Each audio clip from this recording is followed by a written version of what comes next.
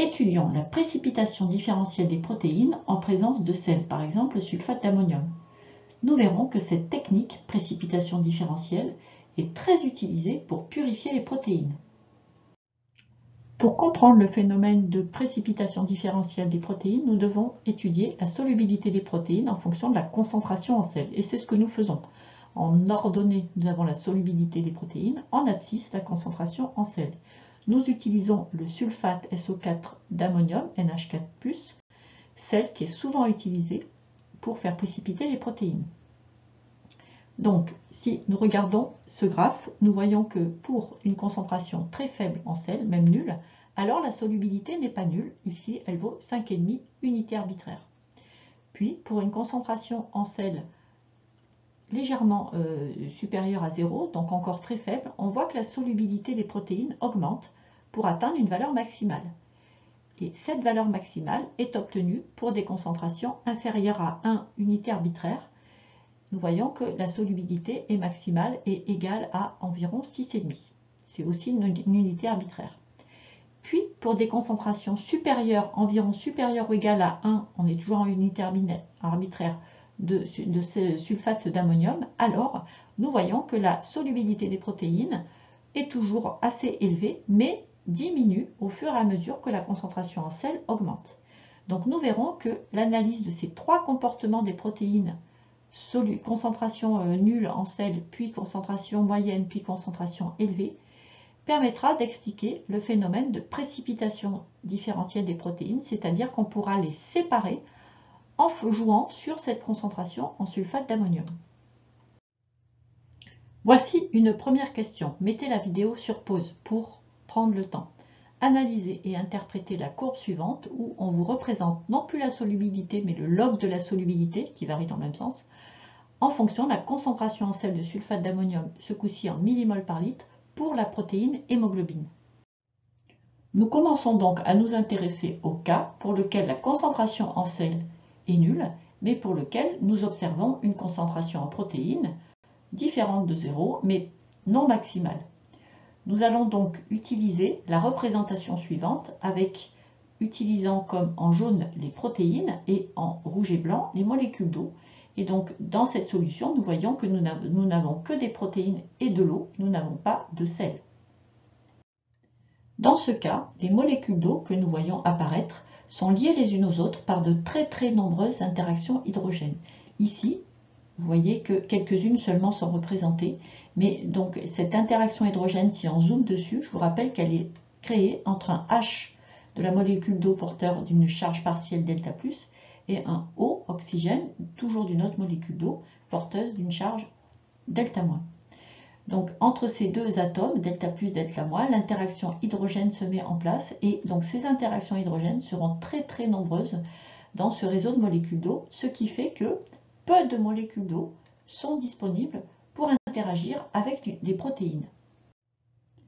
Imaginons alors l'intégration des molécules de type protéines dans ce réseau de molécules d'eau, très fortement reliées les unes aux autres par des interactions hydrogènes. Alors, on vient de voir, peu de molécules d'eau sont disponibles pour interagir avec la protéine qui elle-même porte des charges. Donc, quelques molécules d'eau sont tout de même disponibles. Leurs charges partielles delta+ ou delta- interagissent avec les charges totales ou partielles présentes à la surface des protéines. Je vous rappelle, plus le nombre d'interactions entre la molécule et le solvant est élevé, et plus cette molécule est soluble dans l'eau. Donc parce que nous venons de voir que toutes les molécules d'eau qui seraient susceptibles d'interagir avec la protéine ne sont pas disponibles, alors la solubilité n'est pas maximale. Essayons maintenant de comprendre pourquoi, pour une concentration moyenne en sel, alors la solubilité des protéines tend vers une solubilité maximale. Puisque la concentration en sel est moyenne, on trouve donc dans la solution des cations positifs et des anions négatifs. Ces anions et ces cations interagissent avec le réseau de molécules d'eau en perturbant les interactions hydrogènes qui se sont établies entre les molécules d'eau. Donc je vous rappelle comment se construit une interaction hydrogène entre deux molécules d'eau, donc entre un H delta+ et un O delta-. Les cations peuvent donc interagir avec les O delta- et les anions peuvent donc interagir avec un H delta+, pour créer des interactions de type ion-dipôle. Ce réseau de molécules d'eau est donc perturbé, ce qui libère certaines molécules d'eau qui ne sont plus accrochées à d'autres et qui peuvent donc interagir avec des protéines. Donc vous voyez que cette protéine qui est représentée ici porte des charges, totales ou partielles à sa surface, qui sont pour la plupart portées par les chaînes latérales des résidus d'acides aminés, qui sont exposés donc à sa surface. Et donc ces charges peuvent interagir avec les charges delta+ et delta- portées par les molécules d'eau. Donc c'est la situation où il y a le plus de molécules d'eau disponibles pour interagir avec les protéines. Or, plus il y a d'interactions entre les protéines et le solvant, plus la solubilité de la protéine est élevée. Voit-on désormais le phénomène qui se produit en présence d'une très forte concentration en sulfate d'ammonium. Donc, il faut imaginer que si l'on augmente la concentration en sulfate d'ammonium, alors la concentration en cation et en anion sera plus élevée dans la solution. Donc, le réseau de molécules d'eau qui est maintenu par la présence d'interactions hydrogènes entre ces molécules d'eau sera perturbé par la présence de ces cations et d'anions, puisqu'il y aura possibilité de créer des liaisons ion-dipôle comme nous avons vu précédemment. Mais bien que la disponibilité des molécules d'eau soit désormais encore plus importante que précédemment, cela n'explique pas que la solubilité des protéines diminue. En effet, plus il y a de molécules d'eau disponibles, plus au contraire elles devraient augmenter.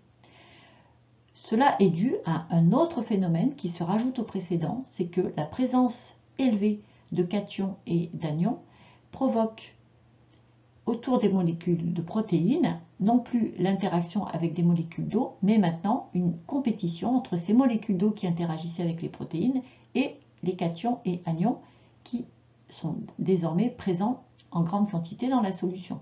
Donc ces charges positives et négatives interagissent avec les charges exposées à la surface des protéines et donc les masquent. Donc si ces charges portées par les protéines sont masquées, alors ces protéines ne peuvent plus interagir avec les molécules d'eau solvant. Or, on sait que plus le nombre d'interactions entre la protéine et les molécules d'eau diminue, plus la solubilité diminue. Pareil, mettez la vidéo sur pause pour prendre le temps de répondre à ces questions. Pourquoi la présence de sel à faible concentration améliore-t-elle la solubilité des protéines dans l'eau? Pourquoi la concentration élevée en sel provoque-t-elle la précipitation des protéines? La précipitation différentielle des protéines par les sels repose sur ce phénomène de solubilité des protéines en fonction de la concentration en sel. En général, on utilise le sulfate d'ammonium. La solubilité des protéines, selon la nature de la protéine, n'évolue pas de la même façon en fonction de la concentration en sulfate d'ammonium. Par exemple, la protéine 2, qui est la courbe rouge, a une solubilité qui évolue de cette façon en fonction de la concentration en sulfate d'ammonium. Pour la protéine 1, on obtiendrait une courbe qui aurait cette allure-là, et pour la protéine 3, une courbe, par exemple, qui aurait cette allure-là. Donc ces propriétés sont très intéressantes. En effet, pour une concentration en sulfate d'ammonium donnée, par exemple ici 2 unités arbitraires, on voit que la protéine 3 a une solubilité encore très élevée, la protéine 2 a une solubilité élevée, mais la protéine 1 n'est plus du tout soluble dans la solution avec cette concentration en sulfate d'ammonium. Par conséquent, imaginons que l'on ait une solution dans laquelle soient présentes ces 3 protéines et que l'on veuille séparer ces protéines. La précipitation différentielle au sulfate d'ammonium est tout à fait utilisable. Pour procéder à la séparation de ces 3 molécules en utilisant le phénomène de précipitation différentielle, il suffit de procéder de la façon suivante. Dans le tube, nous rajoutons du sulfate d'ammonium de manière à ce que la concentration dans la solution soit égale à 2,5 unités arbitraires. Nous avons vu qu'à cette concentration, la protéine verte précipite alors que les 2 autres sont encore solubles. Donc, après centrifugation, nous obtenons un tube dans lequel le culot correspond à la solution, à la protéine verte, alors que les 2 autres protéines sont dans le surnageant. Il suffit alors de les séparer pour récupérer d'un côté le culot, de l'autre côté le surnageant. Et nous voyons que sur la courbe, si maintenant nous utilisons une concentration en sulfate d'ammonium de 4 unités arbitraires, alors nous pouvons à nouveau séparer la protéine rouge et la protéine violette. Je vous laisse expliquer comment se fait ce phénomène. Avant de procéder à la rédaction de cette réponse, je vous propose de bien résumer ce que signifie précipitation différentielle. On voit qu'on peut séparer, donc différencier les protéines en utilisant le phénomène de précipitation. C'est-à-dire que parce qu'elles ne précipitent pas toutes à la même concentration en sel, alors on peut les distinguer, les séparer par cette concentration. D'où le terme de précipitation différentielle au sulfate d'ammonium. Et voici les questions suivantes. Expliquez comment procéder pour séparer par précipitation différentielle les protéines violettes et rouges. Question 5. Comment peut-on expliquer que chaque protéine précipite pour une concentration en sel de sulfate d'ammonium donnée? C'est la fin de cette vidéo. Je vous remercie.